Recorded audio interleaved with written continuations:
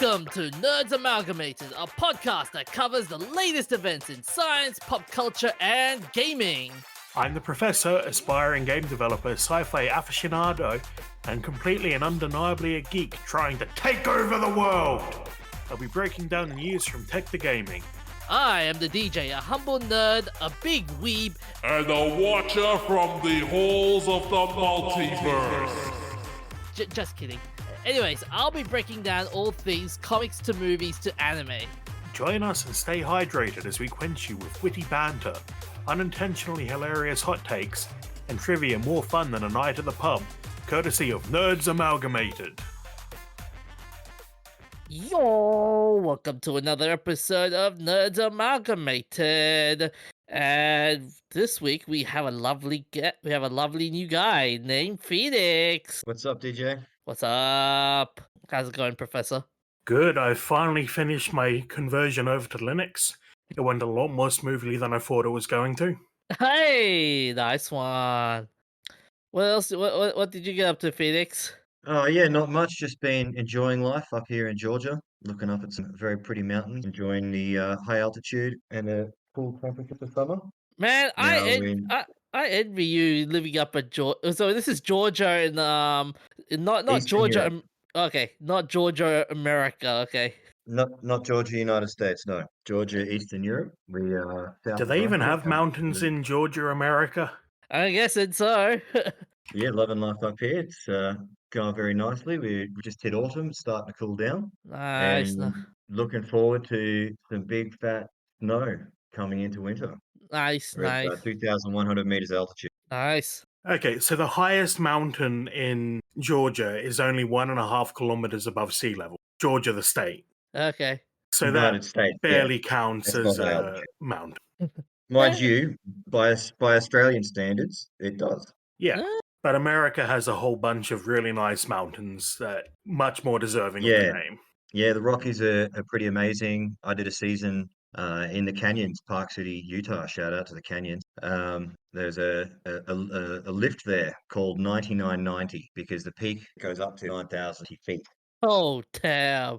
Yeah. Just do a quick conversion, get some quick math going. 9990 feet, you're looking at 3,045 meters. Oh. Okay. So Yeah, yeah, that's you big. you really don't get that kind of altitude in Australia. Oh, Kosciuszko, our highest mountain, is only like 1.2 kilometers, isn't it? Oh no, it's higher than that. Hotham, which I've done 4 seasons at, is 1,000 range. Let's So just fact check this one. So Kosciuszko, its elevation is 2,228 meters, so that's 7,310 feet. Yes, and I'm currently Okay. living at the bottom of this mountain, or at least this ski resort, I should say. And the altitude I'm at right now is approximately 2,100. Oh, damn. I've just been settling into life here. Gave me the time to really focus on the book in quite a beautiful, serene location. So managed to get that up. It's all online, author profile online on Amazon. So now purchasable all over the world. Unfortunately, the hardcover not available in Australia, or at least I should say from the .com.au Amazon website. Only the soft cover and Kindle. But yeah, the book is there. So in other So words, yeah. you sold your soul to Jeff. Ah, yeah, in a manner of speaking, I went about getting the book published as easily as possible, costing me nothing. And it's a period of what is it? About 3 months, and after that, you don't need to be exclusive. But for the position I'm in, yeah, it was a pretty easy choice. They handle the printing, they handle everything. It's one of those things where he's a billionaire because of figuring out a solution to so many people's different problems in order to get their message out to the world. So I just bit the bullet and went with Amazon. And obviously there's issues involved in that, but you know, outside of building my own printing press and distributing the book myself through the post and different services, you're going to have issues here, there, and everywhere anyway. Yeah, fair enough. I just went with Amazon because that way I can get the message out to the world. And it is, the message is one of economic freedom. Mm. The book's titled The Digital Entrepreneur, and it is a detailed guide to remote online business development. So basically covers 12 different common online and remote business operations that you can have today. Hmm. And it's about 400 pages running you from start to finish of how to get these online. Nice, The nice. purpose of which is to help feed a pipeline to my company, Trajan International, that is operating remotely via a virtual office in the United Arab Emirates, so that I can help other people like myself gain economic independence and freedom. The motto of the business is liberty in global business, and I do have a mission to help 10,000 other Australians to achieve this as well, the same way that I have, so that they can become untethered to one simple geographical location under the tendrils of the governing bodies of that geographical location Nice. and work remotely from and legally from anywhere in the world without having to pay taxation to a government that is only going to destroy your economy. That's fair. All right. Anyways, we should keep moving on. Yeah, shameless Moving self on. plugs aside, what are we talking about, DJ? I was like, I mean, we could go on this conversation, but I would like to get this episode going. So this week we're talking about Oxenfree Erasure, another Disney lawsuit, and gene editing and its results. So, without without a moment's notice, let's go to the first topic. Professor, you got a story about Oxenfree. What is Oxenfree? It's an indie game. I haven't played it yet, but I did get it in a bundle a few years back. A lot of people got it in a bundle a few years back, actually. That bundle was extremely successful. Was that the 300 games plus bundle? 3,000. Oh yeah, I remember that one. Yeah, anyway, it's an indie game and it's being published by Netflix, but Mm-hmm. is now being delisted from all of the stores. Oh, And if you bought it on itch or got it through that 3,000 game bundle, the bundle for uh, racial equality or whatever it was called, aka an excuse to buy a bunch of games for like $10. oh. Yeah, I wonder how many people bought it for the tons of quality games for like $10 and how many people bought it because they actually believed in the cause. Oh, that's one hell of a marketing ploy, but damn. So so from what you're just saying, Wow, so they actually called it the bundle for racial justice and equality. Yeah, it was around the time of the George Floyd protest.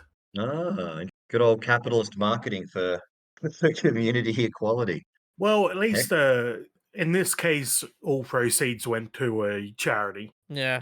okay, fair enough. Yep. But it did get me onto itch.io, which is a platform I hadn't been using before. Okay. So in a way, it is yeah, the shameless capitalism of getting people onto your platform so that they spend more money on your platform.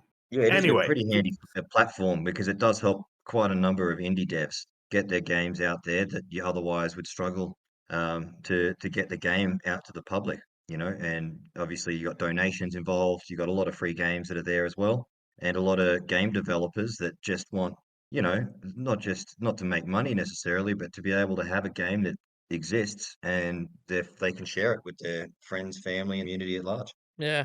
Yeah. yeah, like you said a few minutes ago, it's all about the distribution. Yeah, exactly. Anyway, it's being taken down, and if you got it through itch, it is being deleted from your library. Now, fortunately, itch does allow you to download and back up the game separately. So if you got it in the bundle and you still want to play it, now would be the time to go and get it downloaded. But this is just more proof that you don't own anything. Yeah, it's So, interesting because an article from PC Gamer, that raised the discussion around it. It mentions Microsoft specifically, and with them buying out this, that, and the other all over the place. It's interesting. It reminded me of another game where the community sort of got involved. I don't know if either of you ever played Freelancer. I believe it came out around 2001. It was a Chris I Roberts game and was published No, by I've never Microsoft. played it, but I've heard good Oh, things about great it. game. Yeah, I love that game. So he made Wing Commander, Privateer, those games, and then his new game back then was developing Freelancer, and was published by Microsoft. And he was building his masterpiece, and Microsoft more or less cut the budget and said, "All right, it works. That's enough," and sent him into a bit of a decade-long depression, and he stopped developing games for quite a while before famously getting into Star Citizen. which is community funded. So after enough Yeah, to time, the tune Microsoft of hundreds of from millions of dollars. hundreds of millions of dollars. And full disclosure, I am an alpha backer from back when it was, I think, sub 2 million. Oh, So damn. yeah, yeah, I got in way early. I've got myself a nice little ship in that game, and don't get to enough time to play it as much as I would, but was more than happy to join in that concept of being part of a community that funds the development of a game. And obviously, it's got a lot of bad press because it's still not finished. And who knows, maybe it never will be. They just keep building stuff. But they are detethered from the likes of a Microsoft control mechanism, and it is funded by people who want to participate. But going back to Freelancer, Microsoft eventually removed the global server, and it resulted in the community creating essentially, hacking the executable and creating what was called the global server workaround, whereby you could load the game and go into the local area network, and then anyone who was running the global server workaround and running a server, it would show up under the LAN option.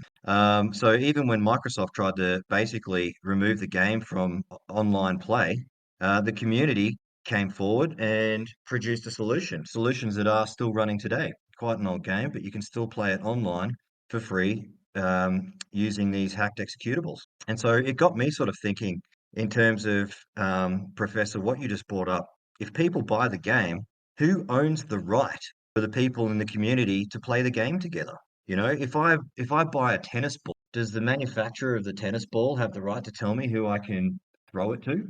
It's an interesting sort of situation we end up in. I think it'll lead to some points I'll raise about the future topics of this podcast as well, Yeah. in terms of different government regulations that exist around creating systems that might be said to be there to protect intellectual property, but end up resulting in corporate ownership or corporate control of people who have rightfully spent money to buy the right to use something and then have it taken away. It's the same What are your case with thoughts, Pete? like the Happy Birthday song fiasco. Would you guys agree? I don't know about that one. Tell me about that one. What happened So, there? if I recall, like you can't sing Happy Birthday, unless you pay the company the company royalties or something along those lines. If I Yeah, recall. Warner Brothers claimed to own the copyright for a long time, and I think now the copyright has either expired or it was found they didn't actually own it to begin with. Yeah. That's crazy. Imagine trying to claim happy birthday. It's interesting actually because you've got a lot of songs. A lot of musicians will draw inspiration from songs that exist and were written before copyright law existed. So anything I believe that was produced or written before copyright law is not that you can't copyright it. And so, for example, I believe Matt Bellamy from Muse samples Bach in a bunch of his piano pieces. A lot of the music that he's written, to my mind, to be quite good music. And then you've got some Yeah, other music. I believe it was Angus and Stone. Hmm. I can't remember the name of the song exactly, one of their more famous. And there's a bit of speculation over whether the fundamental, piano or xylophone, whatever that instrument's being hit for the melody in the background, is actually Bar Bar Black Sheep. Ah. isn't that the same Of case course, for what's the name of the song? Somebody that I used to know. that's the one. That's the song. Think about that tune. Ding, ding, ding, ding, ding, ding, ding, ding, ding. Oh Rub, yeah. rub, black sheep, have you any wool? It's a nursery rhyme. Now, there's speculation as to whether or not it's actually copied from the nursery rhyme, but you got to admit there's some similarity there. Either And I way, they remember, haven't infringed on any copyright law because it's a nursery rhyme that exists from, folk tales, essentially. Uh, you were saying about 10 years ago, there was a lawsuit about Men at Work's Land Down Under. oh yeah, yeah, and there was a Girl Guide song or something like that. Yeah, for the song about the kookaburra sitting in the old gum tree. Yeah, yeah, yeah, yeah. I remember that. Yeah, Yeah, very they have to interesting. pay. Yeah, they had to pay like 5% royalties for the riff. Yeah, see, for my mind, there's no real solution to these problems because the more you try and regulate to protect, the more you end up ruining things. I'm actually of the mind to port the concept that intellectual property is not a legitimate form of property, in that you can't own an idea, or at least you shouldn't be legally able to own an idea. We should simply be able to participate in the market. And if you invent a wheel and then someone looks at it and goes, "Oh, that's interesting," and then they copy that technology and make their own wheel, why should you be able to use the government and the law to shut them down to prevent them from copying or even improving on that technology? The concept of intellectual property law, it leads to this sort of situation like we've got with Oxenfree, where a game that has been available that people have paid for so that they can play it is now going to be removed from their access. What if, you were offline for a period of time while all of this is going down? You don't know about the situation. You come back to a computer one day, you log back into your old itch.io account, and all of a sudden the game's gone. You can't play it. Yeah, So, that's why I appreciate that on Steam. If a game gets pulled, you can, in 99% of cases, still download it. yeah, But that, But but this that, is on where your Dave. point about the IP, I take it you're not a big fan of Disney and their consistent efforts to extend the Copyright Act. Well, yeah, I don't know if you guys are ready to flow straight into a little bit of Disney versus Peter Cushing's estate, but I've got some interesting comments on that one. not yet. But Um, we'll now put a pin on that we'll one. put that we'll Put a put a pin pin on on that one. that. Put a pin We'll on wait for that the end, but yeah, one. it's very interesting. I'll just lay the seed to say I find that Disney as a corporation seem to be uh, interpreting and manipulating the way they interpret certain laws and technicalities within the law fundamentally unethical. Oh yeah, yeah. There are some crazy Disney lawsuits out there recently. But okay, Mm, with the case of Oxenfree being deleted, this is, I think, to me, this is a classic example of the gaming industry shooting themselves on the foot. That we see every now and then. Even this week, Concord, a game that was that shut down its service 2 weeks after release, they decided to delete the game off from everyone's platforms, and people were like, "Oh my gosh, I cannot believe it, that got erased." It just takes out the whole idea that game ownership is a myth. yeah, At least they're doing a yeah, recall on that and doing refunds. Phoenix, do you know abs- about the Stop Killing Games campaign? I have not checked that one out. Give me a quick second, but fill my mind. What's it about? Basically, it's a massive Killing games. international effort to get the laws changed so that companies can't do this sort of thing. Ah, yes. And You they're see, using as that's their interesting. cornerstone the game The Crew, because Ubisoft shut down the master server for that, just like Microsoft with Freelancer. Mm. Yeah, see, this is where I fully support the people in the community who hacked the executable for Freelancer in order to create a global server workaround. And you look it up, there's still you can still download it. And they'll provide you with the full game. It's not even you don't even need to torrent it. They'll have there's servers that keep popping up that have the ability for you to illegally download the game, install the global server workaround, and not only that, there are a whole number of mods that you can download and then join there's different servers available, and if they'll have a different mod for each server who wants to run whatever mod they want to run. And so if you want to join that server, you need to be operating the mod through the mod manager that is operating on that server. Now, it's the same sort of third-party software, a mod manager, where people would install uh, cheats, if you might want to call it, mods that are not that are banned from servers as well, like speed hacks, damage hacks, and this sort of thing. But it's also the same software where you would download and install, for example, a Star Wars mod. So you can actually install Freelancer, go and download the unofficial. Well, and there's many different kinds made by different indie devs, community people. Mm. A Star Wars mod where you can now in Freelancer you're flying around in ships that are modeled after Star Wars. And one of the most fun things I've ever done in gaming, I can tell you now, is flying a ship that was on the left side an X-wing and on the right side glued a TIE fighter. That was Ooh. pretty cool.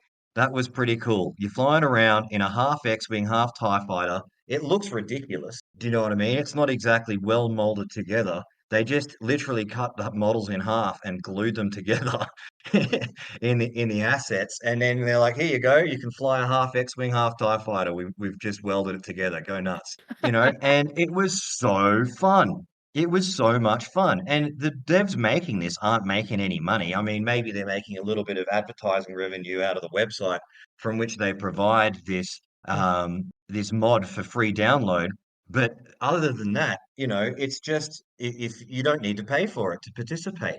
It's 100% zero cost to the person in the community to go to that website where there's advertising banners on the side, download the hacked executable, the global server workaround, and the Star Wars X-Wing slash TIE Fighter mod, and fly around with your friends. Nice, nice. So with this situation that's been going on, you reckon we'll see this will bring into question itch's the games in itch's in the itch platform a future? Like, do they have a permanent future, or is it just a temporary future kind of thing? I think the only way that you're going to see something like itch.io fall over is Hmm. if people in the community build a new version of it and then have a mission statement like Google used to have, don't be evil. Right? Or don't do evil things. Whatever it was that the Google eventually removed that from their mission statement, and people sort of started scratching their heads, going, we're a little bit concerned that you removed that statement from the company mission statement. Don't be evil. So, ironically, look, this is the thing: is if the people want a solution, and I support the concept of stop killing games, it's like, well, I think waiting for government to fix the problem is a long wait for a train, don't come. If the people want to fix the problem, the people need to go and do like what the freelance community and provide a solution. Lawsuits be damned. Okay, okay. What do you reckon, Professor? What do Right? you think? Well, I admire that point of view, although I'm not sure I'd want to live the rest of my life in Sealand, evading capture by Interpol. Yeah, I'm certainly not advocating creating the next Silk Road, though I do support the free Ross Ulbright movement. Oh, yeah. But it's one of those things, right? If you're never going to be able to use government to stand up to tyranny because the bigger government gets, the more powerful unethical become by getting into positions in government and lying to. That's true. That's true. And then they get their corporate sponsors that are paying both sides, and the uni party does its little dance, and the people get a form of quote unquote democracy to participate in, some bread and circuses, shall we say. And then the problem just keeps getting worse. And the corporations keep getting more power, not less, because of course they're paying for the ticket for the politicians to get into power in the first place. Okay, this is You getting look way. at Wait. This is getting way too political. So let's keep the politics to a minimum. But it is politics, right? Because your situation with Oxenfree that's happened, why is Netflix able to do this? Well, it's because of the regulations created by government. Wait, And look, at how? the end of the day, yeah, look, think about it, right? If Netflix has the right to buy this studio and Hmm. then take away the game from the platform so that people that paid for it can't play it, and the only thing protecting Netflix is government regulation, is legislation, right? So, because of the legislation, corporations are able to do this. If the Hmm. legislation didn't exist, the corporation could still be unscrupulous. They could still be unethical, but they couldn't get away with saying, well, you paid for the game, but you don't own it. We do.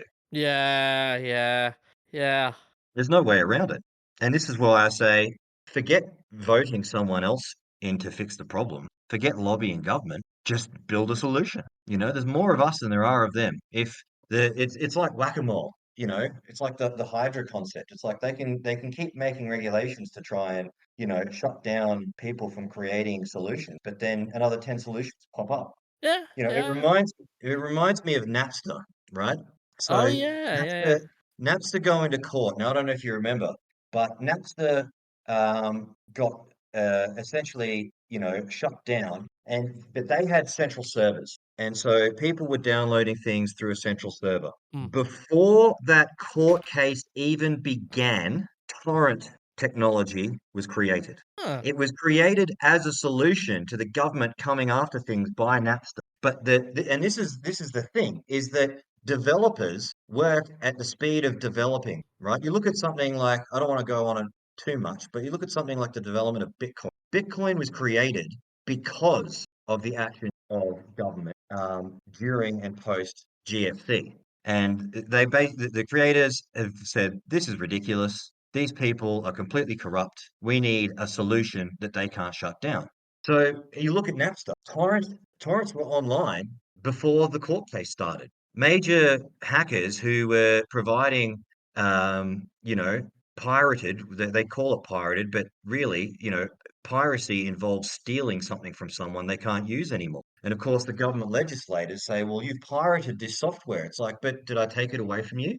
No, I didn't. I just Mm. copied it and gave it to my mates. Yeah, that's true. That's And true. When the technology of torrents, whether it's, right or wrong, the technology of torrents was created in a very short space of time, so fast that the courts couldn't even start the court case yet, mm, because those old systems that are built on top of even older systems are very, very slow to react. They're very slow to build. They're antiquated, right? mm. They're not they can never keep up with the digital world. They'll keep creating new laws and new legislations and new regulations around technology.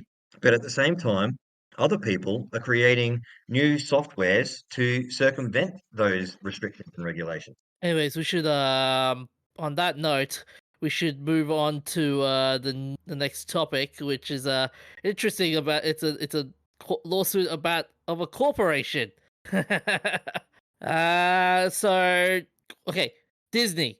How do you like them or hate them? Was in yes or no?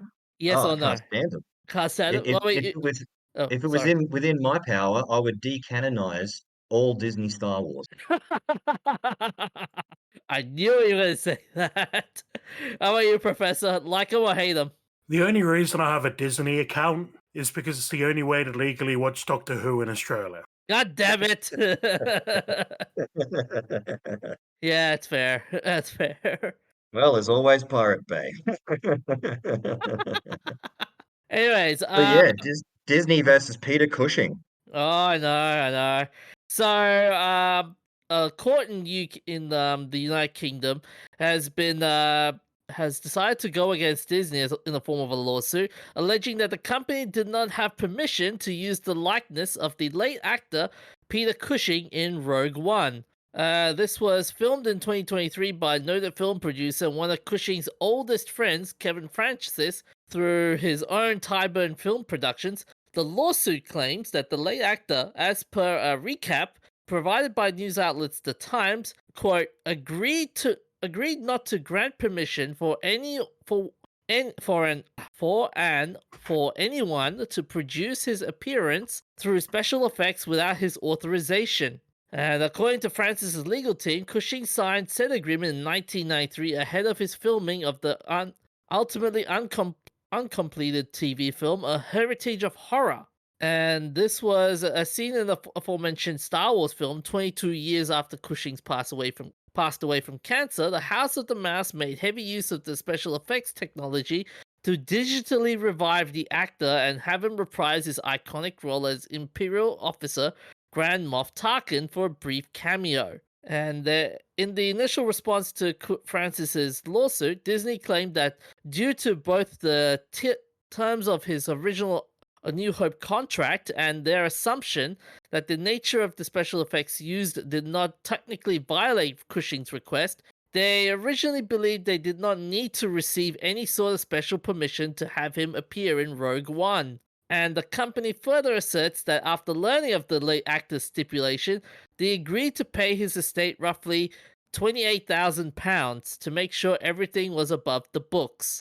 Not only that, they defended the use of his likeness on the grounds that they were, quote, bona fide purchaser for value of the rights to Cushing's image. What do you reckon of that of that argument that they posted there? Well, it all Ridiculous. depends on whether you own your image. I mean, Very interesting concept, isn't it? The idea of a corporation being able to own somebody else's likeness or even their name. From what I understand, there are many occurrences in Hollywood where, after signing a contract, actors are not allowed to use their own name in promoting things outside the movie for set periods of years because their name, for promotional purposes, is owned by said corporation. really? Yeah, it's really quite weird when you look at these contracts and how a lot of them work. In the fine print, a lot of these actors end up getting just, worked over by unscrupulous companies who, are using to their advantage the regulations of their industry, whereby these actors can't even go out and let's say they're doing a movie and on the side they're creating some product or writing a Mm. well during the period of the contract they're not even allowed to promote that new product attached to their name because the name for promotional purposes is owned by the corporation they sign the contract. But wouldn't that depend on the lifeline of the? Let's say, for example, if Ryan Reynolds decides to write a bio and he can't use his movie to and he can't use his movie to promote the bio. Wouldn't that also dependent? Wouldn't that be dependent on the movie? On, like, for example, his recent movie to, Well, like, it's the if it. movie, generally speaking, that he has the contract with, or Hmm. whichever actor has the contract with, in which in the fine print, the corporation has the rights over the actor's name for promotional purposes. Yeah, but wouldn't as So but my question is, wouldn't it be dependent on, like, a movie's theatrical run, for example, or is it post I think theatrical run? it's no, I think it's generally for a period of years, like usually like a 3 to 5 year period. So leading up to the release and then post release for a period of time, Hmm. so that they can maximize profits from the sale of their production based on using anytime the name of that actor is used for promotional purposes, it's Hmm. only for this movie. Or Yeah. maybe the series of movies that they produce, and it's interesting because Disney seem to be one of the absolute worst when it comes to their ability to manipulate and reinterpret legal technicalities in an unethical manner. It seems to know Oh. no boundaries. I was referring to it earlier. Interestingly, recently there's been another lawsuit against Disney. This is from the BBC as well. I was reading in August of this year, a man named Jeffrey Piccolo filed a wrongful death lawsuit against Disney and the owners of a restaurant after his wife died in 2023 from a severe allergic reaction after eating at the theme park. Oh, yeah, Right? I Now get saw this. that. Disney World's argument is that the man cannot sue over the death of his wife because of the terms he signed up to in a free trial of Disney Plus. Oh. Are you kidding me? No, man, this is, and I was just quoting the BBC article here. Yeah. So, and this is published August 2024. Check it out. So this guy Jeffrey Piccolo, he clicks a button and ticks a box, and based on the terms of service of a free trial of Disney Plus, and those terms, he's not allowed to sue Disney, even if they make a mistake in their Disney World, physically causing the death of his wife. Oh. Well, no, because you signed this contract. Didn't you read the fine print? Now, I mean, in terms of being unethical and manipulating the law to your advantage, I mean, I can't really think of a worse, you know what I mean? It's absolutely insane. And it's echoed in the nature of their argument, which thankfully the court threw out with this case with Peter Cushing's estate, where they Yeah. tried to say, well, when he signed that contract on A New Hope, in the 1970s. Well, obviously, because the movie included special effects, surely he would assume that sometime in the future, after he's dead, a company would buy out Lucasfilm and then use his likeness in it without his estate's permission. And oh, we gave him £20,000 or whatever it was. I mean, what an absolute joke! They're actually trying to say they compensated them. It's like, mate, he is like one of the most prolific antagonists of the era. Mm. and so much so that they used his likeness very effectively in Rogue One. And it's like it just, for my mind, and this is why I said before, I would, were it my power, decanonize. I want to see someone like Elon Musk come along, buy Disney, decanonize everything made by Disney, and then recanonize what Disney has called Star Wars Legends, right? All of the books. I don't know if you guys have ever read any of the original extended universe books of Star Wars that were written before Episode One was even made, I've right? heard of By them. George Lucas. I've heard I of would those ones. recommend, yep, and the Thrawn trilogy, Mm. um, by oh, I can't remember the author's name. It's just entered my mind. I'll pull it up. And the Timothy Jedi, Zahn. Timothy Zahn, thank you, and the Jedi Academy trilogy by Kevin J. Anderson are definitely my favorite trilogies. Mm. And there is an absolute wealth of content that Disney could have drawn from and created an absolutely extraordinary amount of content visually that would have remained everything within canon, as everyone who had previously respected Star Wars and all these different authors who made sure each time they're writing something to Mm. stick to the stories that have been created before them in different timelines, including that Leia and Han, for example, stayed together Yeah. and had multiple children. They had twins, and Yeah, I remember that one. they are prominent in the Jedi Academy trilogy because they are strong Force users. Instead of getting this bushwhacked Disney version of grumpy old man syndrome Star Wars, where instead of helping rebuild the New Republic, see, the entire Disney Star Wars universe makes no sense to me. Mm. We're supposed to believe it makes sense that after the fall of the Empire, Palpatine's basically half of his entire existence is the build up to and then creation of the Empire, Yeah. which he controls as a Force user, as a dark side Force user, and he controls. And there is a wealth of information around how all these different pilots and captains and admirals, in the moment that he died, they get disconnected. And it's part of what causes the Empire to lose the battle of Yavin. Sorry, the Battle of Endor Yeah. in Return of the Jedi. Mm. And the Super Star Destroyer ends up crashing into the Death Star itself. It's a cacophony of errors from all of them because they've been actually under Force control the entire time, right? Okay, but I would, as much as I love the lore of Star Wars, I think we're kind of veering off the topic. Going off topic. But What do you also, think, Professor? Well, I think that Peter Cushing's best work was in Doctor Who. oh yeah, Totally fair. oh yeah, Yes, in that's Doctor Who, where he played a human scientist who invented a time machine but, and was actually called Doctor Who, not the Doctor. oh shit. So he was the Doctor. Wait, so No, he was Doctor Who. oh, okay, In the 60s, they made movies out of some of the Doctor Who stories, okay, featuring Peter Cushing as Doctor Who, except instead of being an alien Time Lord, he's a human scientist. okay. And canonically, they're non canon, but they have shown posters for the movies in the background of some shots in the show. So the fan theory is that this is a human movie made based on an encounter with the Doctor. Okay. Fascinating. But anyways, Technically non-canon. fair enough. So with this lawsuit, so with Disney's argument, last December, the one of Master Francis K rejected Disney's argument in doing so, ordering the case to be sent to trial. And through and though the company attempted to appeal this ruling on September 8th, Judge Tom Mitchison officially stood by his colleague's ruling, noting that he was admittedly far from persuaded that Francis's efforts would end in victory.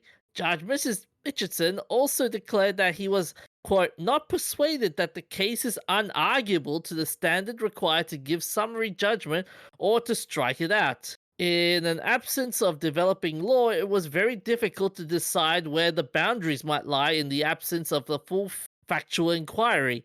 As of writing, Disney and Francis's court case has yet to receive an official trial date.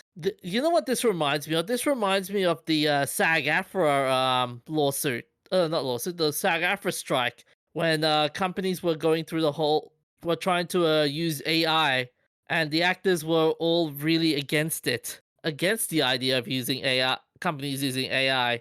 Yeah, it's interesting. I struggle to have any sympathy for those actors and their plight, given some of their other positions, but it does raise an interesting dilemma. Now, personally, I support the ability to use AI, but I don't support the ability for company to own the likeness of, if you want to make something new using AI, go right Mm, ahead. Well, why do you need to take something that already existed and just to use its the clout of its name and the brand it was to mm. create something that clearly does not respect or represent the original creation? Yeah, yeah, poses a very interesting question. What do you reckon, Professor? You have an answer for that one? No, I think that Disney is being absolutely ridiculous across all of these court cases. They seem to think that they can do whatever they want and not have to deal with the consequences. And if they don't have the license to use Peter Cushing's likeness, then they should never have used him. They should have recast the part. Yeah, it makes total sense. Yeah, but Clearly it would appear that his estate exists and they didn't even ask. yeah, There wasn't even a conversation. An I assumption was just made, and they probably asked their lawyers, "Can we do this?" And the lawyers probably said, "Yeah, if they try and sue, this is what we'll say." And then they just went ahead. it's fascinating how Probably they some pure speculation, but yeah. yeah, it's fascinating how with Disney, it's like we're seeing the greatest hits. It's like a touring band, and they play their greatest hits. And what we're seeing with Disney is just the greatest hits. Like every time something happens, Disney comes in full force with their lawyers. What's also Yeah, interesting except is, it's not the greatest hits. mm, It's like they've written an album called The New Hits, and they were never uh, hits. And then when people say, "Oh, that's not very good quality," they're like, "How dare you, you racist?" what's also interesting is the fact that they've added this lawsuit might bring into consideration how they're going to use future deceased actors into movies. Like remember when they wanted to use James Dean in the movie after his death? Yeah, didn't they? Wasn't there a concert not that long ago where it was Tupac music with a hologram of Tupac? Oh yeah, I remember that one. Coachella. Oh, that was interesting. Yeah, I was at Coachella. Imagine seeing that on mushrooms. You're like, oh my God, Tupac's come back from the dead. Oh damn. The Burning Man has resurrected him. Yeah, there it Oh. is. Tupac's hologram lives on, Mm-hmm. and it's just like where does it end? Why can't we create stuff that's new? Why do we need to recreate people that are dead? What's wrong with just watching an old performance? It's because Disney doesn't know how to do new things. Keep in mind that their original hits Mm, were all public domain stories. Oh yeah. 100% agree. 100% agree. And this is the problem I have with these clearly ideologically driven recreation. If you've got a message and you think, you know what, I want to use my art to change the world for what I think, and you go and create something new, fair play to you. Go ahead, do what you want. But to be ideologically driven, to have an opinion about, well, this side of society, I believe this side is bad. We need to shift the bad people over to the good. I'm going to then take Star Wars, Star Trek, or some big name thing and change it to my preferred image of how things should be. And, then it obviously gets, there's repercussions from the public. And instead of defending their work, they attack the people. It's like, oh, well, these are toxic fans. It's like, Oh yeah. you look at Rotten Tomatoes. Oftentimes, if I want to, because a lot of the content that gets pumped out these days, there's just so much of it. It's just not good.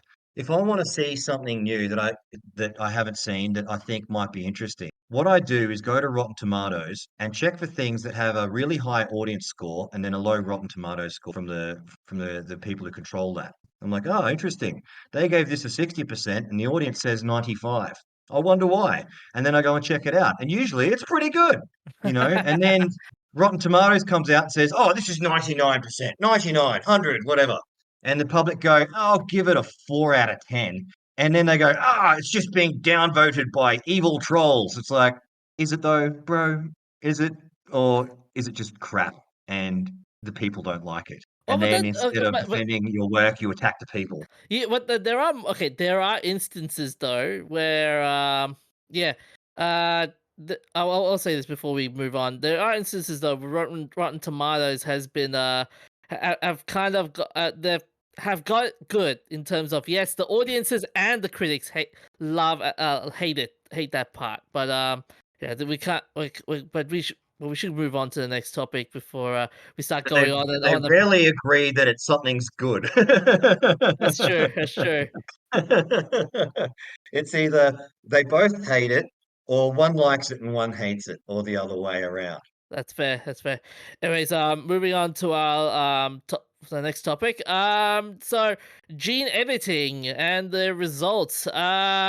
So there has been talks of gene engineering by crossbreeding plants. So modern genetics has enabled scientists to do more, to be more precise, targeted changes of DNA of organisms in the lab, and they claims that will lead to a more new productive disease-resistant crops and animals.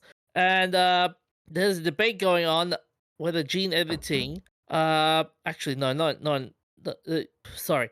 There's a law permitting gene-edited foods to be sold in the UK that has been paused, and some British scientists warned that could have been overtaken by other countries. The new Labour government has pledged closer alignment with the European Union, particularly on regulations that might affect trade, and currently the EU has much stricter rules around commercial sales of gene edited and genetically modified crops.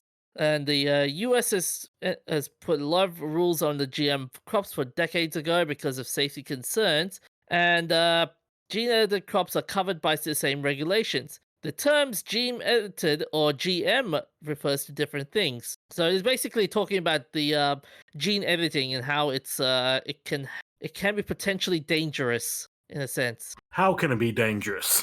Well, GM, as it's as my older technology, it adds new genes to plants and animals to make them more productive or disease resistant. Sometimes these new genes are from entirely different species. And gene editing can also involve precise changes to the plant or animal's DNA, and that changes, often small ones, which involve gene editing, can be produced through nature like traditional crossbreeding, only much faster. And so it's an interesting article Mm, from the BBC. The debate, can it be safe and ethical? mm. Now, there's something I noticed at the very start of this article that I wanted to sort of point out and dissect here. So the subtitle says, and I quote, "There's nothing new about genetic engineering.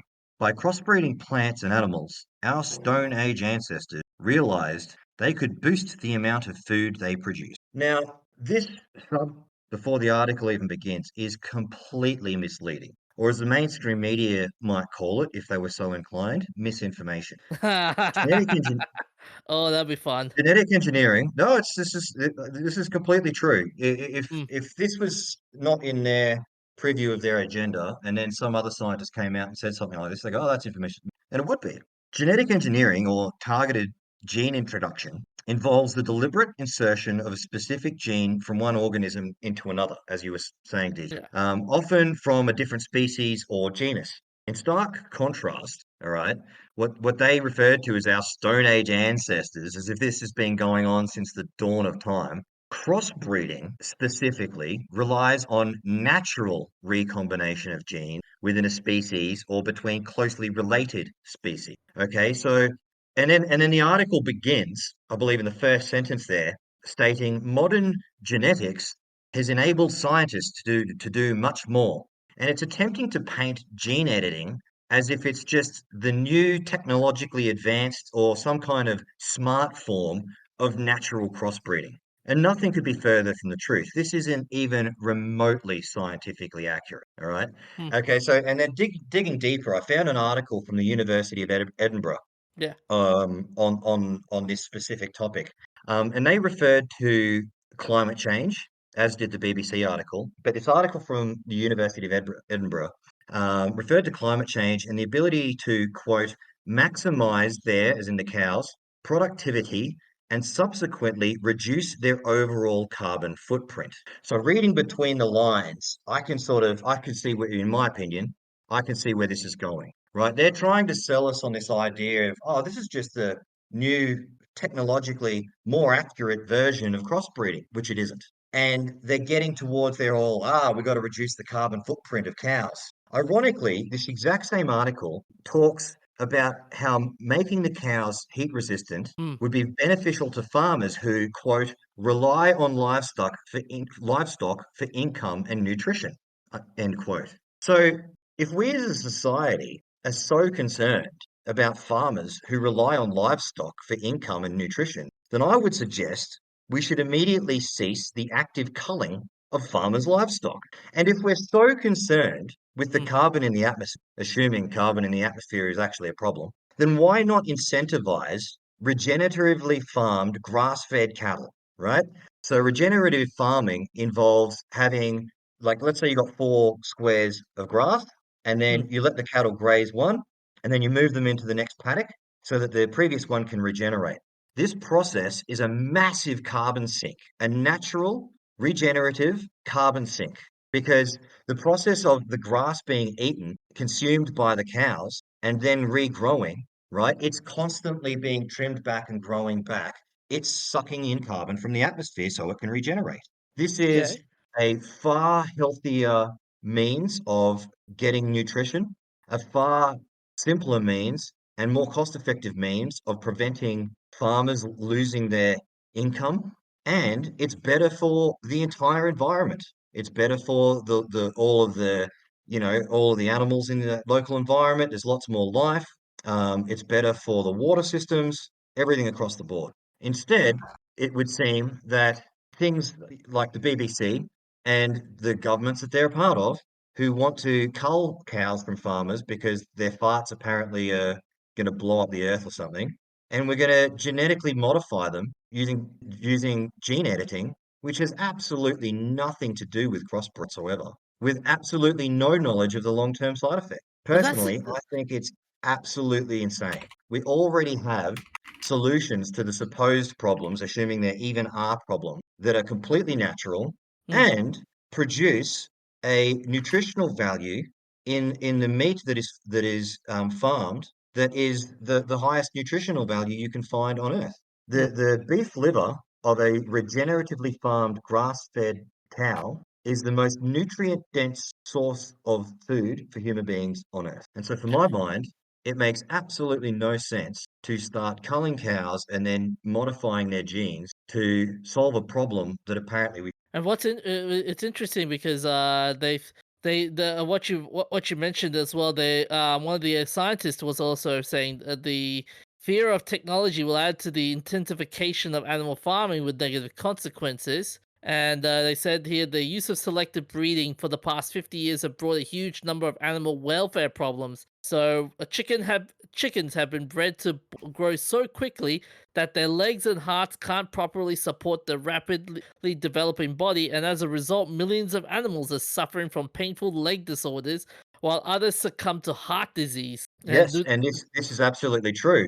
So, hmm, and this gets back to the solution, like I referred to when I say specifically regeneratively farmed grass-fed cattle. The hmm, introduction of factory farming animal is not only terrible for the animals, does exactly what you just referred to, hmm. makes these chickens, they grow so fast that their legs break under their own weight and they get ruptures in their organs, right? It's terrible. Not only that, eating such a quality of food, who knows how much cancer in society is a result of things like this, let alone a whole other host of problems in the food supply. Yeah. So there is a solution with chickens. Let them be pasture raised. So the term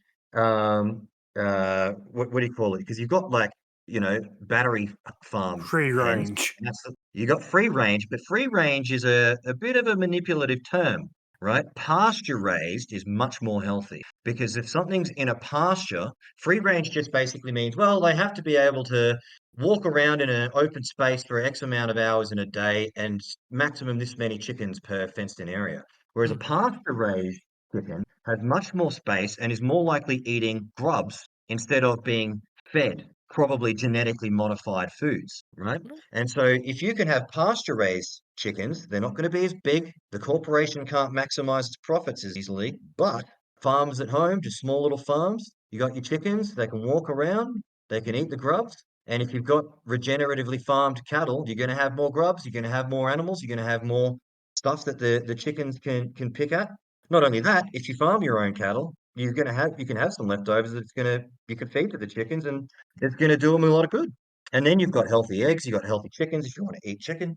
But I completely agree that there is a problem with battery farming. However, I think there's also a problem with posing the position that, well, because of battery farming, now we need to do gene editing. I think this is silly. And they'll say, oh, well, this way we don't need to use as many antibiotics, and this way they're more disease resistant. It's like, or you could just not lock them in a cage. Yeah, but the problem with gene That's editing the as problem. well is the fact that you can also unwittingly create new diseases and whatnot, wouldn't you? Oh, exactly. We have absolutely no knowledge of the long-term implications create. Who knows what kind of new virus could come out of editing the genes of animals? Yeah, they're saying this article also points out that gene editing seems to be more palpable of GM to some, arriving at a time when the debate is less polarized. The need for environmental solutions is even more urgent, and there seems to be a greater readiness for some scientists and campaigners to see each other's perspectives. And one of Mr. Stevenson from CWIF believes that in the long run, there has to be huge reductions in global livestock production to deal with climate change, but pragmatically, the fact that climate change is already destroying so many lives, the use of gene editing could be, quote, legitimate, but he is wary. Yeah, see, getting back to what I said before, I have a problem with the entire framing of that argument. It says X problem is true, therefore Y. Well, there's disagreement that X problem is true, and this is part of the problem, is that they use this sort of argument to force things down people's throats without any real proper testing for the long term, no real long term studies.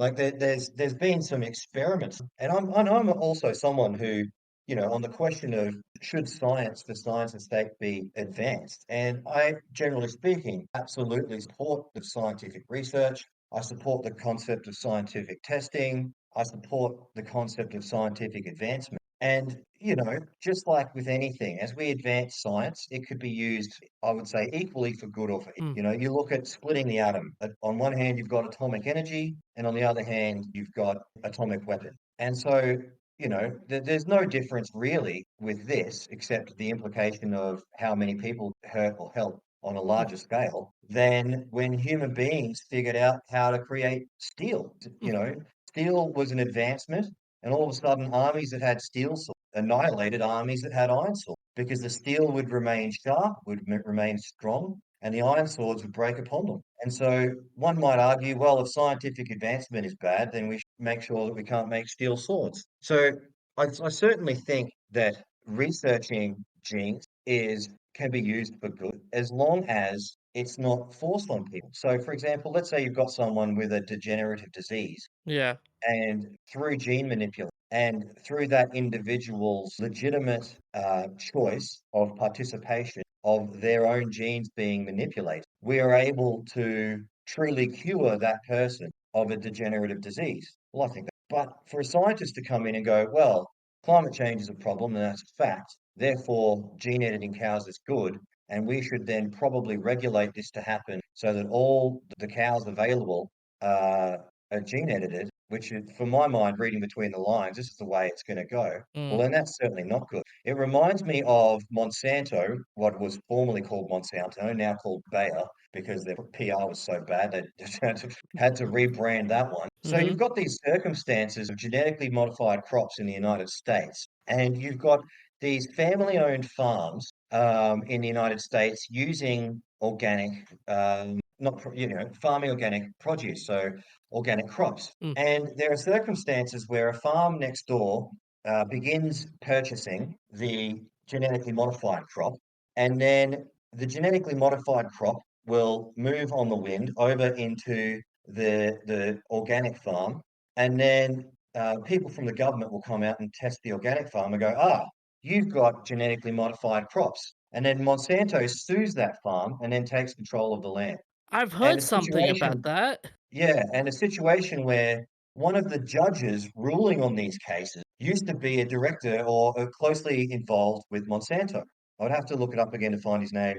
And it was because of this, I believe that they, well, the speculation is why they had to change their name to get rid of the stink. But since their inception as a company, it was averaged that they were suing 2 family-owned farms a week Oh, damn. for having access to non-genetically modified foods. So, I'm personally very, very wary when I hear something like the BBC framing an article. To go back to the quote, there's nothing new about genetic engineering.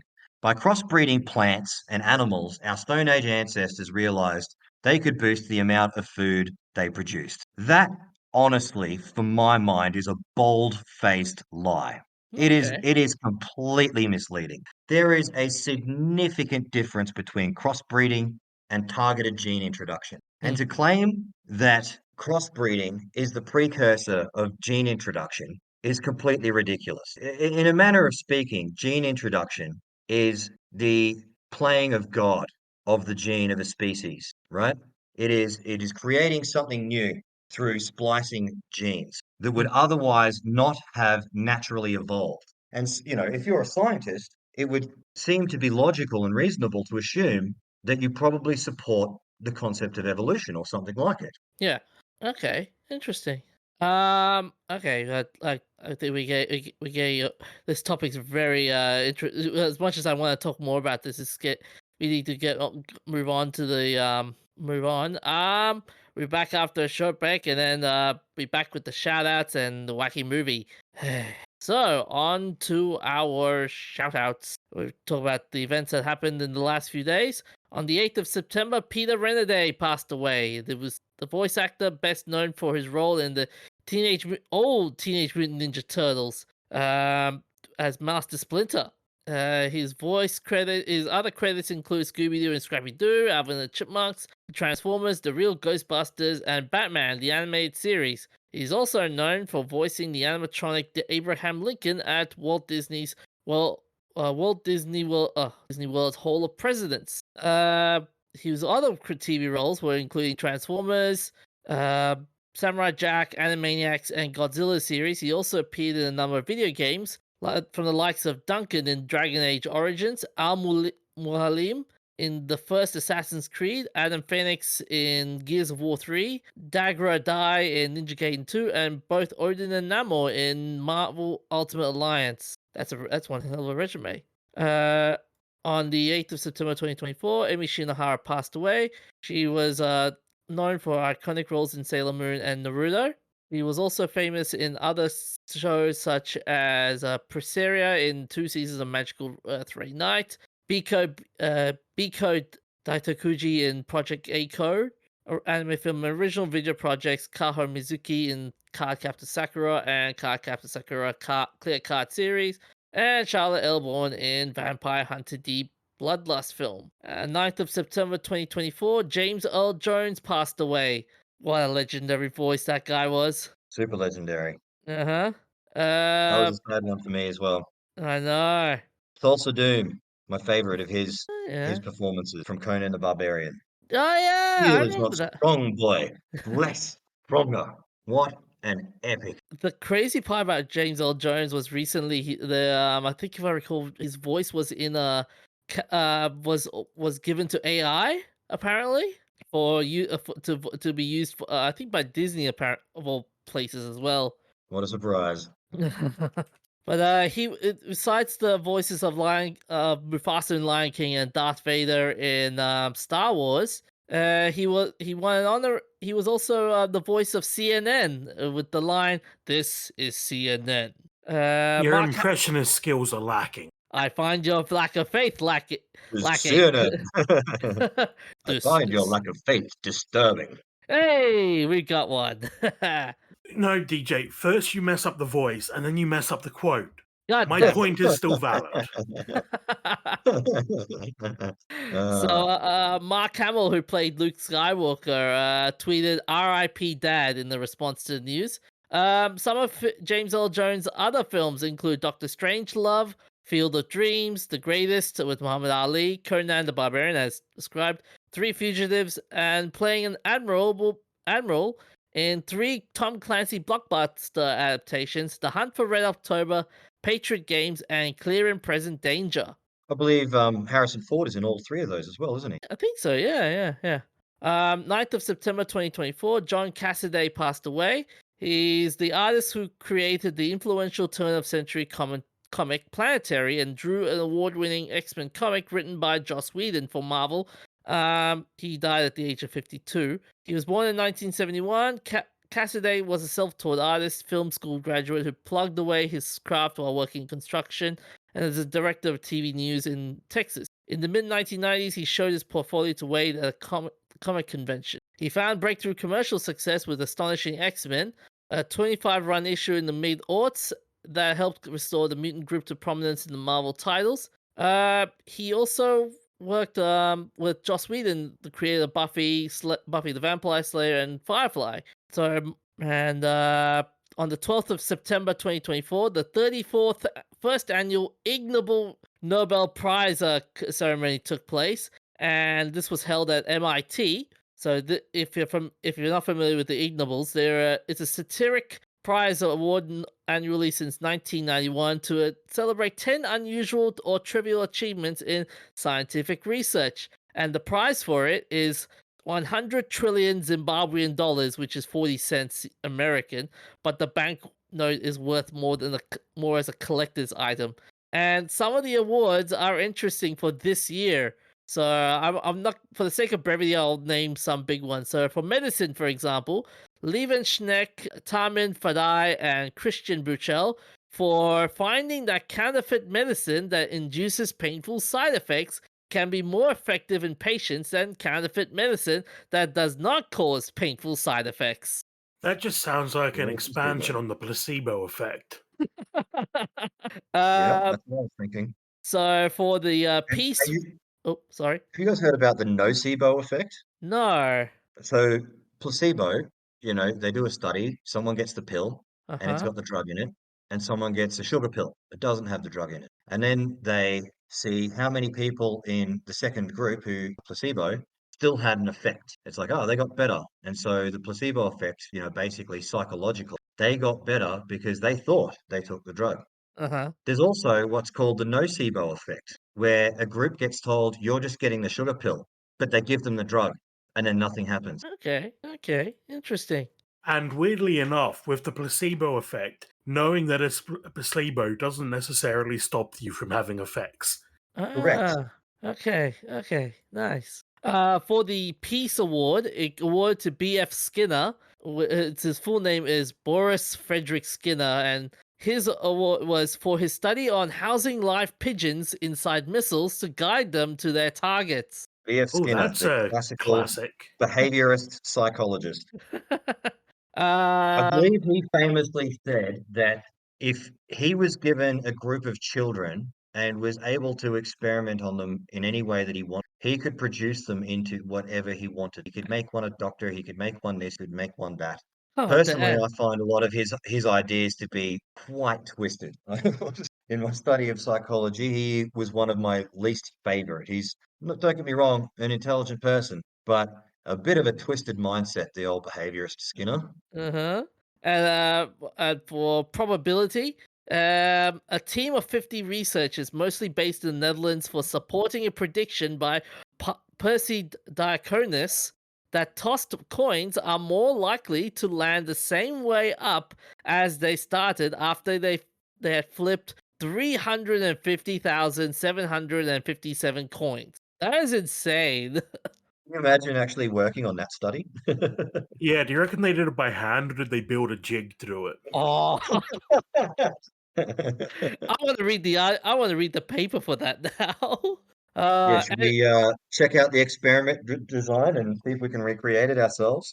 I don't want to think about it. I will lose my mind as a result of that. So So, Professor, what's our messed up moment in nerddom this week? Our messed up moment this week is about the Dolphin House. Or if this is what I think you're talking about, okay, fill us in. So in 1963, Dr. John Lilly went to work at a dolphin lab that they called the Dolphin House. There he met Margaret Lovat, who was a non-scientist who just happened to work there because she loved animals. There they had three dolphins, Peter, Pamela, and Sissy. Okay. And after some time of experiments, so Dr. John Lilly was a neuroscientist, and his experiment was trying to teach dolphins to speak English. After some time of experiments, Margaret Lovat was like, why do we just leave them here alone when we go home for the night? What if I moved in and we turned part of the lab into a house flooded with water so I can spend more time with the dolphins? So they did that and put her in a house with Peter the dolphin. Okay. They did some experiments there where they basically tried to train him to speak English through his blowhole. They noticed that he would make noises that sounded like he was trying to replicate human speech. There were a couple of complicating factors, though. One of them was that they gave the dolphins LSD. They Oh, gave damn. Pamela and Sissy LSD to see how they would react. Of course they did. And Peter, who wasn't given LSD, but was the one living in the house with Margaret, was of the dolphin age equivalent to being a teenager. Oh, no. Yeah. And every now and then he would get a bit excited. And eventually Margaret decided it would be easier to just handle things herself than to send Peter back down into the tank with the female dolphins. Wait a minute. When you say handle, oh, Yeah, okay. she gave Peter hand jobs. Oh, She gave a dolphin a hand job to teach him to speak English. no. God damn it. Can you imagine being a dolphin at this stage if it actually perfected human speech and be like, oh yeah, baby. Oh, too far, DJ. Oh, It this gets is, worse though, Uh-huh. because when the and I experiment thought was Skinner was bad. Jesus. when the experiment was cancelled, the dolphins were moved to Miami, where they were put into tanks with no enrichment and no little to no sunlight, and were separated from Margaret Lovat. Well, Peter decided to commit suicide. Oh no. Apparently, dolphins can choose to not to. So Peter Yeah, just this is the went thing. down and didn't come back up. Oh, that sucks. Yeah. The history of human experimentations on animals is not great. Nope. What's Like wild is that part of this it's was like the funded by Charles NASA. Manson of Oh, hold on. We get to. What was Sorry, that? we were speaking over each other there. Yeah. okay. Yeah, you first, Professor. You first. Okay, so this experiment was partially funded by NASA. Oh shit! Oh no! What were they trying to prove? What were they trying to achieve? Yeah. I By think, funded by NASA, was it funded by the CIA? It sounds like yeah, what, LSD. what was that LSD cult that he ended up getting a bunch of his followers to go and murder people in Hollywood? uh, uh, Oh, pro- Charlie Manson. Charlie Manson. This sounds like the Charlie Manson of dolphin experimentation. Well, it looks like the reason NASA were interested was because they wanted to see what communicating with other intelligent life was like, in case they ever met some. Oh my God. And so they fed dolphins LSD so they could try and figure out how to communicate with aliens. Yeah, Wait, That this is was. next level. Yeah, but the other question would be why dolphins of all why dolphins of all things Dolphins, I like believe dolphins are very intelligent. I think they're estimated to be the second most intelligent species, followed by pigs. yeah, dolphins are intelligent. They're relatively easy to keep. Like, part of the experiment was also with whales. You can't keep a whale in a house and study it 24/7. yeah, and feeding them would be a nightmare as well. Yeah. So they were just sort of the right shape and size and the right intelligence. Yeah, but LSD, Jesus. Can you imagine if they'd done it today, though? There'd be some YouTube thumbnail giving dolphins drugs. brackets gone sexual. Just twisted. Shit. You would have Peter and every animal rights organization knocking on your door going, "Hey, what the hell are you doing here, buddy?" So leading into it, I don't know, this is going to get a little bit conspiratorial, right? But psychological research on humans has been sort of well documented. And there were two major experiments that were done that sort of led to two things. Mm. One, it was deemed unethical to do psychological experiments on humans because of negative science. And two, the creation of reality TV. Oh, So damn. the experiments I'm referring to, yeah, get this right. The experiments I'm referring to are the famous Milgram experiment and Zimbardo. Oh, So yeah. Milgram experiment is the electricity experiment where you had the scientist who was just Confederate, Mm. someone dressed in a white lab coat, was holding a clipboard. Clipboard just had an emperor on it. So if at any point the subject stood up and looked at it, they would see, oh, a scientist at all. They've got a blank piece of paper there, not even writing anything down.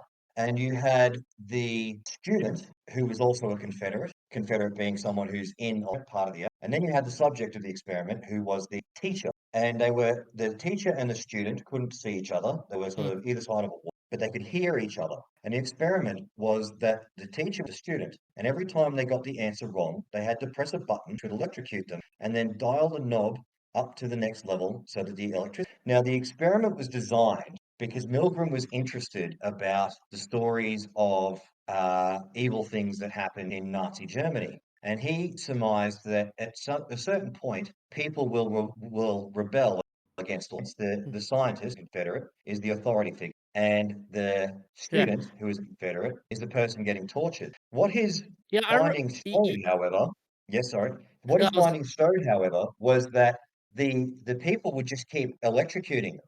mm. And even when the people on the other side are screaming in agony, saying, "Please stop," or someone saying, "I'm old, I've got a pacemaker, it's going to give me a heart attack," all these sorts of things.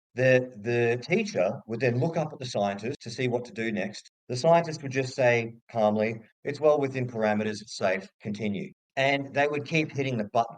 And what happened was that even though they had psychologists there to debrief the people being experimented on, the people playing the role of the teacher, those people who hit that button, it had long-term negative psychological impact on, because all of a sudden they knew about themselves that they Mm. would not rebel against an unethical demand to hurt another human being.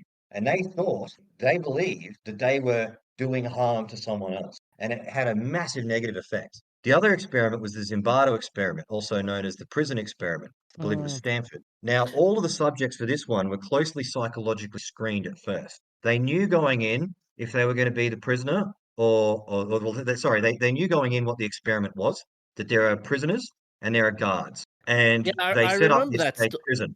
yeah, I remember that Mm. story. And That was a it's messed really up. interesting. Yeah, yeah. Now, it took about a week for it to be shut down, and it wasn't shut down Mm. until Zimbardo's girlfriend or his wife came in to bring some food or lunch or something for him and his research assistant, and she blew up. She's like, "Look at what's happening! You have to stop this right now!" And Oh, at first he was like, "No, no, no." He looked at his compatriot, his research assistant there, and they're like, "No, it's all good. We know what we're doing." And she's like, "You need to stop this right now. Look what's happening." And then he sort of had another look and he's like, uh-oh, hang on a sec, this is bad. And it was so bad that they actually had real prison guard, well, not real police come and transfer the fake prisoners into holding in a police Oh, facility shit. to slowly put them back out into the community for fear that they were going to go on a bit of a rampage. Because at first the prisoners would like stand up to the guards. Within like 24 hours, they were displaying the psychology of people, actual prisoners. And the guards, and this is where it gets messed up. The Mm. guards started doing sadistic things to the prisoners, and then they started one-upping each other. Oh, And shit. it wasn't the prisoners who had long-term negative psychological effects happen to them. It was the guards. Because after the experiment was finished, these people who had played the role of the guards knew of themselves that given the right circumstances, snap of the fingers, and all of a sudden they are doing immoral and unethical things to other human beings without a moment's notice. And it had long-term negative psychological impacts on way Yeah. worse than anything that happened to anyone who experienced the abuse who was in the role of being the prisoner. And so this Okay. sort of led the psychological community to say, well, okay, we can't really experiment on human beings. And this is where it Ah. gets conspiratorial, because the solution to that problem for people who want to do research on humans, just put up $1 million prize, separate them into tribes, throw them out on a deserted island in the middle of fucking nowhere. Excuse my French, sorry. And then pit them against each other and film them 24 hours a day, right? And sure, they get to sell some entertainment out of this, but the real money is in the data that they gather from studying those human beings. Okay. Okay. Anyways, as interesting as it sounds, we should just. I want to finish up this bit before we continue on. Sorry for that long segue, but there you go. It's Fair out there enough. now for Nerds Amalgamated. You're welcome. Okay. So, for our wacky movie, on the 11th of September 1959, The World, the Fresh, and the Devil premiered in West Germany.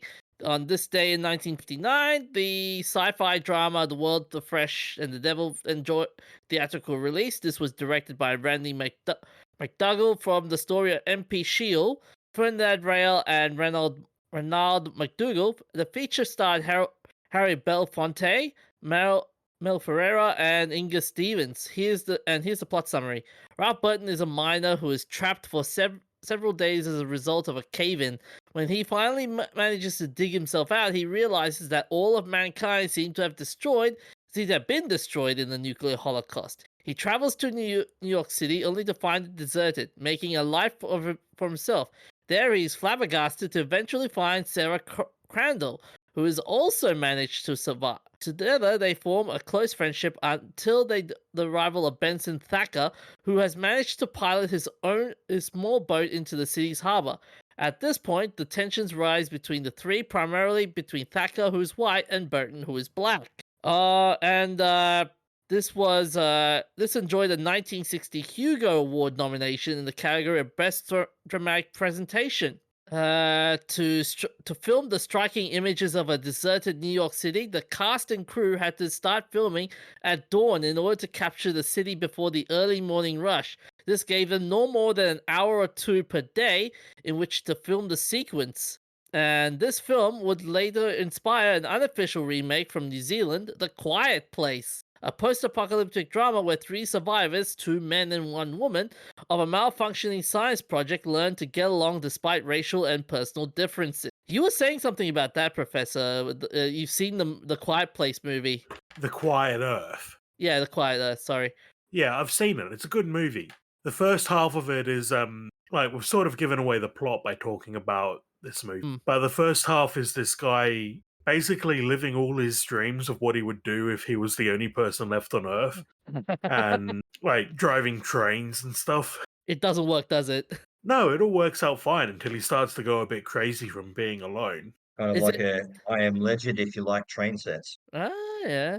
Yeah, like he's driving the train and there's a scene where he's arranged all these mannequins in front of a balcony so he can do his like Roman Empire speech. That must have been really. That must have been an effort just to get the mannequins in place and do your speech there. So, on that note, that's all we have for this week. We are available on all the audio platforms. Thank you, Phoenix, for the appearance. My pleasure. Thank you for And having me. we'll have your we'll put your link on the show notes as well.